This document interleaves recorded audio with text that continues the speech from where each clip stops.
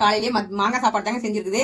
அந்த தோல் எடுத்து சீவி பாருங்க, இந்த மாதிரி எடுத்து வச்சிருக்கிறேன். நம்ம பீக்கங்காய் துவையல் அரைப்போம் இல்லையா, அந்த மாதிரி செய்யலாம்னு சொல்லிட்டு இது எடுத்து வச்சுக்கிறேங்க. மாங்காய் தோல், சீரகம், கடலைப்பருப்பு, உளுத்தம் பருப்பு, ஒரு 2-3 பூண்டு, வரமிளகாய், வெங்காயம், ஒரு தக்காளி, ஒரு பூண்டு, உப்பு, இதை மட்டும் போட்டு நல்லா எண்ணெயிலே வதக்கி விட்டு துவையல் தாங்க சூப்பரா இருக்கும். தேவையான அளவு எண்ணெய் ஊற்றிக்கலாங்க.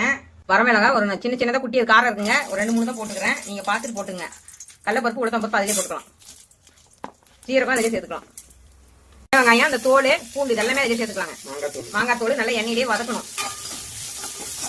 நல்லா மாங்காய் தோல்லாம் வதங்கிருச்சுங்க. ஒரே ஒரு சின்ன தக்காளி, புளி நல்லா கழுவிட்டு அந்த ஒட்டுலாம் இல்லாம மண்ணெல்லாம் இல்லாம எடுத்து வச்சுங்க.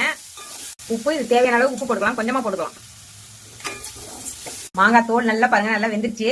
இதை அப்படியே ஆற வச்சு ஆட்டி ஒரு துவையல் மாதிரி செஞ்சிடலாங்க. சூப்பரா இருக்கும். மாங்காய் தோல் பாருங்க நல்லா சூப்பரா ரெடி ஆயிடுச்சு. நல்லா சுட சுட சாப்பாடு அப்படியே செமையா இருக்குங்க. புளி, வெங்காயம், தக்காளி, கடலைப்பருப்பு, உளுத்தம் பருப்பு, வரமிளகாய், இதெல்லாம் ஜீரகம் இதெல்லாம் போட்டு அரைச்சிருக்குது. நல்லா சூப்பரா இருக்கு. நீங்களும் செஞ்சு பாருங்க. மாங்காய் தோல் இனிமேல் வேஸ்ட் பண்ணாதீங்க.